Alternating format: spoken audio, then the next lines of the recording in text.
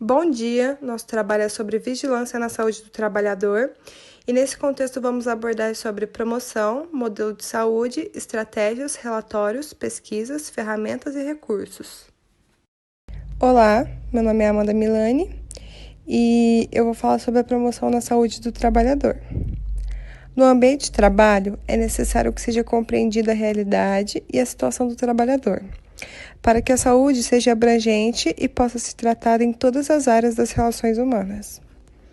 A promoção em saúde do trabalhador dá acesso aos cuidados da saúde, em seus espaços de trabalho, identificando a necessidade de prevenir, orientar doenças e fatores de risco para os funcionários.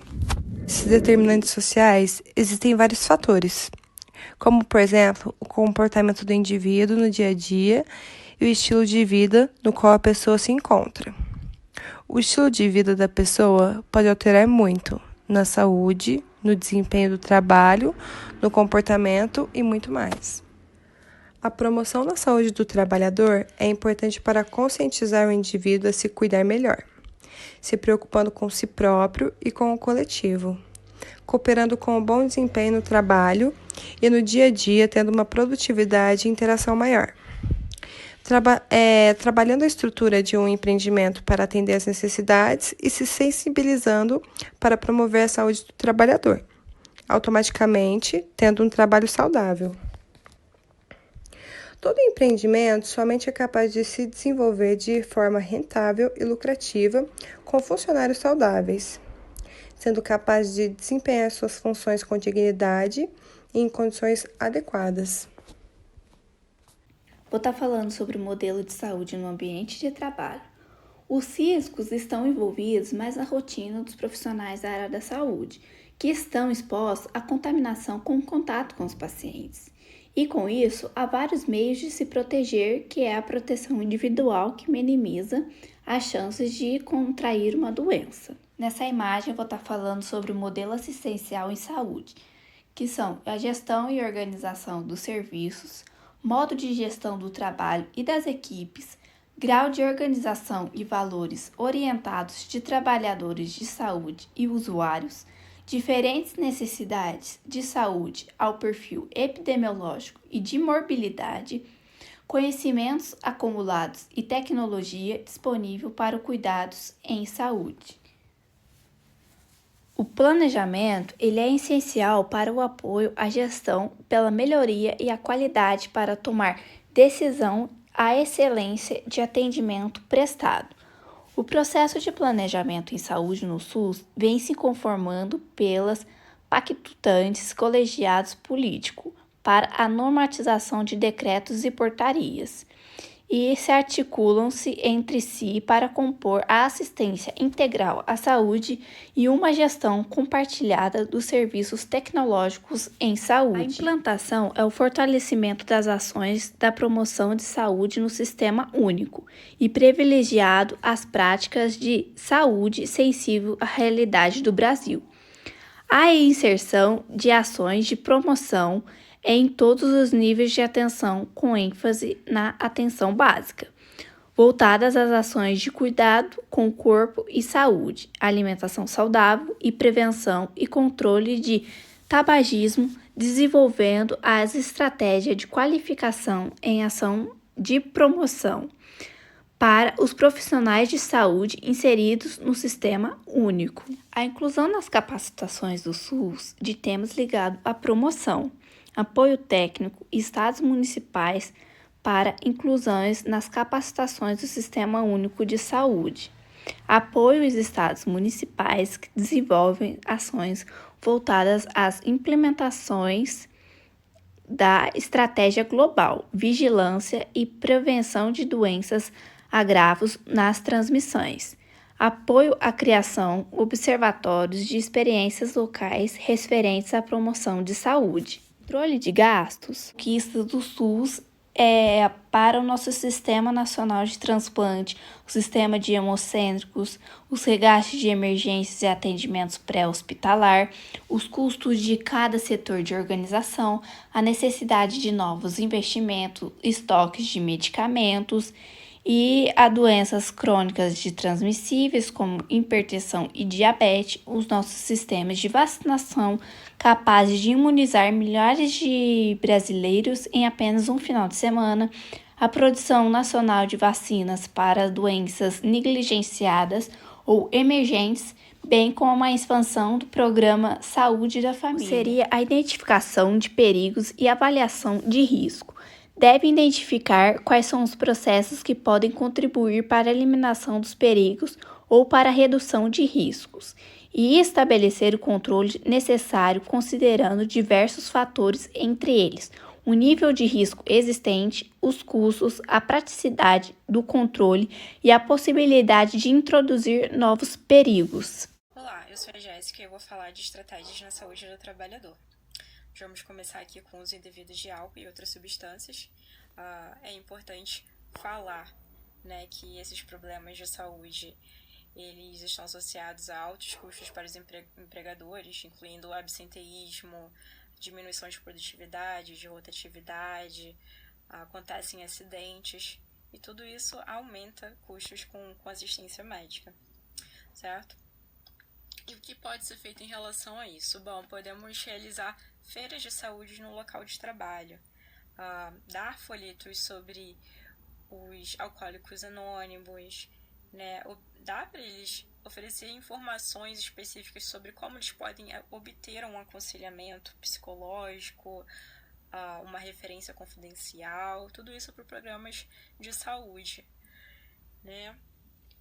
Em relação à pressão arterial, né, também podemos oferecer, né, aferição de pressão nessas feiras de saúde e aconselhar, né, a saúde deles, falar sobre a importância, né, de nutrição, a importância de atividade física, né, em relação ao câncer de mama, cervical e colo retal, poderíamos estar trazendo aí uma unidade de triagem móvel ao local, que pode ajudar a reduzir barreiras estruturais que impedem muitos trabalhadores, né, de fazer uma mamografia, por exemplo. Né, aconselhar aí sobre a importância de também fazer Papa Nicolau, de fazer uma colonoscopia, né, fazer o exame do colesterol para checar o risco, né, de doenças coronárias, informar sobre o diabetes tipo 2, né, falar também sobre gripe e pneumonia. Temos as vacinas, né, contra a influenza, contra a pneumonia, muito importante os trabalhadores se vacinarem, importante aí lavar muito bem as mãos, né, usar álcool em gel, evitar aglomerações. Hoje em dia aí com coronavírus, né, é muito importante usar máscaras também. Aconselhar os trabalhadores sobre nutrição, sobre comer bem, né, escolher alimentos saudáveis que dão força, né, alimentos que vão melhorar aí o funcionamento, né, do organismo e como preparar esses alimentos de forma segura, né, tudo isso pode ser feito através de um aconselhamento de saúde no local de trabalho. Em relação à obesidade, nós podemos fazer o cálculo aí do IMC, né, que é o índice de massa corporal, que vai checar se o trabalhador está com sobrepeso ou se ele está obeso, né? E sobre atividade física, é bom aconselhar, né, nos ambientes de trabalho, até áreas de lazer, né, durante o break deles, eles podem fazer uns tipos de jogos relacionados à atividade física para criar uma rotina na vida deles, né? Alertar também para o uso do cigarro, né, que sabemos aí que o cigarro está relacionado a múltiplos tipos de cânceres, não só cânceres, mas doenças cardíacas, derrame, complicações de gravidez, doença pulmonar obstrutiva crônica. O uso do cigarro ele é responsável por muitas mortes por ano e ele afeta muito a produtividade do trabalhador, porque o trabalhador para de trabalhar para ir lá de fora do prédio, para fumar o cigarro, né? Então, isso gera tudo aí um gasto também pro empregador, né? E é importantíssimo falar, quando falamos de estratégia de saúde do trabalhador, sobre os distúrbios musculoesqueléticos relacionados ao trabalho. Muito importante falar, né, da ergonomia, né? O objetivo da ergonomia é diminuir o estresse e eliminar as lesões e distúrbios associados ao uso excessivo dos músculos, de má postura, de tarefas repetitivas, né? E os fatores de riscos, eles incluem essas posturas constrangedoras, repetição, manuseio de materiais, quando o trabalhador ele faz muita força, usa muita compressão, né? Usa materiais que causam certos tipos de vibração, quando ele se expõe a temperaturas extremas, ao ofuscamento, quando ele se expõe a um ambiente que tem iluminação inadequada, né? E a duração, a exposição, tudo isso contribui para os distúrbios musculoesqueléticos, né?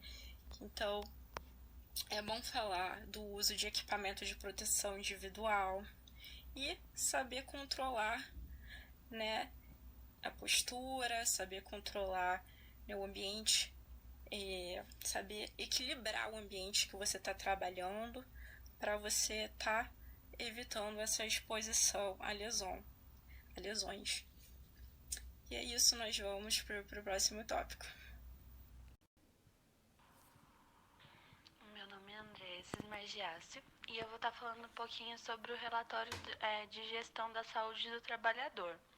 Esse relatório, ele está mencionado nas leis orgânicas de saúde 8080/90 e na 8142/90 como uma forma de controle para auditoria, para o município e o governo controlar o recebimento de recursos para cobertura de ações de serviço que vão ser implantados pelos estados e pelo próprio município mesmo. Então, esse relatório ele funciona de forma assistencial para uma cobertura de saúde mais abrangente. Estes recursos devem ser investidos na área de serviços, cobertura assistencial, ambulatorial e hospitalar e demais ações de saúde. E é como se fosse uma forma de prestação de contas acerca dos recursos financeiros do Fundo Nacional de Saúde para os fundos estaduais e municipais de saúde. Então, funciona como um método de abrangência tanto para a saúde do trabalhador em si, quanto para todas as áreas da saúde. Meu nome é Amanda Simões e eu vou falar sobre o relatório de gestão da saúde do trabalhador. Como dito anteriormente, o relatório de gestão deve conter a programação e execução física e financeira do orçamento, de projetos, de planos e de atividades. Deve comprovar dos resultados alcançados quanto à execução do plano de saúde e demonstrar o quantitativo de recursos financeiros próprios aplicado no setor de saúde.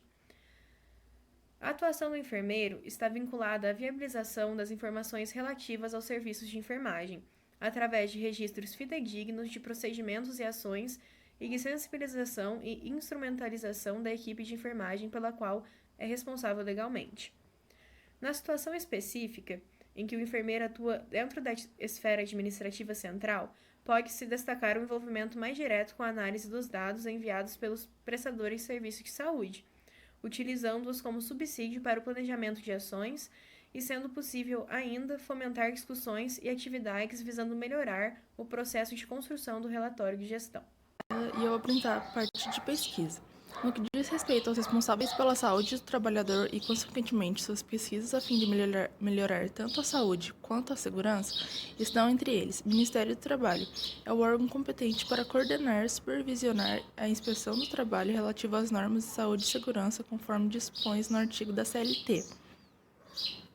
Incumbe ao órgão de âmbito nacional competente em matéria de segurança e medicina do trabalho coordenar, orientar, controlar e supervisionar a fiscalização e as demais atividades relacionadas com a segurança e a medicina do trabalho, em todo o território nacional, inclusive a Campanha Nacional de Prevenção de Acidentes do Trabalho. Ministério da Saúde. Como dispõe a Constituição Federal em seu artigo 200, que dá a competência de executar as ações de vigilância sanitária e epidemiológica, bem como as de saúde do trabalhador, além de colaborar na proteção do meio ambiente, nele compreendido o do trabalho. Nesse sentido, a Lei 8080 de 1990, que institui o SUS, ainda nos mostra uma participação efetiva na promoção e proteção da saúde dos trabalhadores. Receita Federal. Faz parte dos órgãos fiscalizadores em segurança e medicina ocupacional, que poderá emitir representação administrativa ao Ministério Público do Trabalho e ao Serviço de Segurança e Saúde do Trabalho da Delegacia Regional do Trabalho do MTE, sempre que ocorrer normas de segurança e saúde do trabalho. Previdência Social. O Decreto 3048, de 99, estipula a obrigatoriedade da elaboração do PPP, abrangendo as atividades desenvolvidas pelo trabalhador e de fornecer, quando da rescisão do contrato de trabalho, cópia deste documento. Também a obrigatoriedade da elaboração do LTCAT, com referência aos agentes nocivos existentes no ambiente de trabalho. Considerando que o LTCAT e o PPP são instrumentos hábeis para indicar quais trabalhadores terão direito à aposentadoria por tempo inferior, preservando desta forma a exposição dos trabalhadores a vidas laborais longas, sob exposição de agentes de risco. Portanto, cabe à providência a fiscalização do cumprimento desses documentos, bem como as penalidades previstas para o seu não cumprimento. VISAT, Vigilância em Saúde do Trabalhador e Trabalhadora. É um conjunto de ações feitas sempre com a participação dos trabalhadores e articuladas intra- e intersetorialmente de forma contínua e sistemática, com o objetivo de detectar, conhecer, pesquisar e analisar os fatores determinantes e condicionantes de saúde relacionados ao trabalho, cada vez mais complexo e dinâmico. RENAST, Rede de Atenção Integrada à Saúde do Trabalhador. É uma rede nacional de informação e práticas de saúde organizada com o propósito de pôr em prática as ações de vigilância, assistência e promoção da saúde, nas linhas de cuidado da atenção básica, da média e alta complexidade, ambulatorial, pré-hospitalar e hospitalar, sob a égide do controle social, nos 3 níveis da gestão do SUS. Oi, meu nome é Lawane e eu vou falar sobre as ferramentas e os recursos na vigilância e saúde do trabalho. O risco em ambientes hospitalares ou naqueles em que o profissional de enfermagem está atuando é algo que faz parte do dia a dia destes profissionais. Para cuidar da saúde dos pacientes, é preciso incluir mais do que a formação certa para a área. A proteção é fundamental. Por isso, os EPIs para a enfermagem são obrigatórios e tão importantes para o exercício da atividade.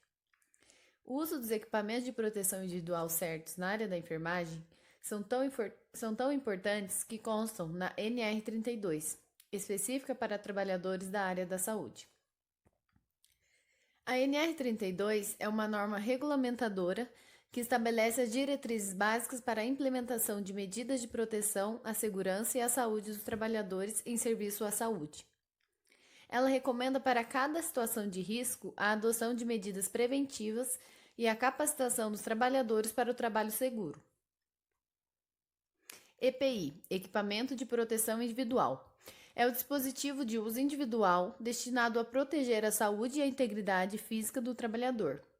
Ela consta na NR6, portaria número 3.214 e foi lançada em 8 de junho de 1978, do Ministério do Trabalho e Emprego. Agora eu vou falar sobre cada equipamento. Luvas. Ela protege contra riscos biológicos e químicos, sendo os tipos mais resistentes adequados para a manipulação de produtos mais contaminantes. A máscara. Ela deve ser utilizada em procedimentos que envolvam respingos, gerados pela fala, espirros ou tosse. Importante quando houver manipulação de produtos químicos tóxicos, como glutaraldeído, formaldeído, entre outros. Ela deve ser trocada quando úmidas ou submetida a respingos visíveis. Protetor respiratório. Possui as mesmas funções da máscara, é reutilizável, individual e intransferível. Ele deve ser trocado quando entupido, perfurado ou rasgado. Os óculos. Ele impede a exposição dos olhos aos componentes radioativos, químicos e entre outros componentes. O avental e gorro, também chamado como capote, o avental é muito usado em centro cirúrgico. Serve para proteger a pele do material biológico em procedimentos que possam haver respingos, como sangue, espirros e etc. E deve ser sempre descartado. O gorro é mais indicado em procedimentos cirúrgicos ou profissionais de odontologia e cirurgia. Calçados. É indicado para ambientes com sujeira orgânica. Eles devem ser fechados, impermeáveis, com material de couro ou sintético. E em lugares úmidos é preferível botas de borracha. É muito importante também a gente lembrar da saúde mental, dos trabalhadores. E é papel dos líderes criar estratégias para melhorar as condições de bem-estar do time. Como, por exemplo, em uma pandemia, como estamos enfrentando agora, do Covid-19. Os funcionários estão experimentando mais medo e ansiedade do que o trabalho habitual. A incerteza sobre o estado de saúde, o emprego e o futuro está fazendo com que os funcionários sintam níveis elevados de estresse. Esse é o momento dos líderes demonstrarem um comprometimento com a saúde mental e o bem-estar de seus funcionários. E aqui a referência do nosso trabalho. Ele é composto pela Amanda Simões, Amanda Milani, Andressa, Jéssica, Guilherme Garcia, Isabela Oliveira, a Laila e eu, Lauane. E é isso. Obrigada.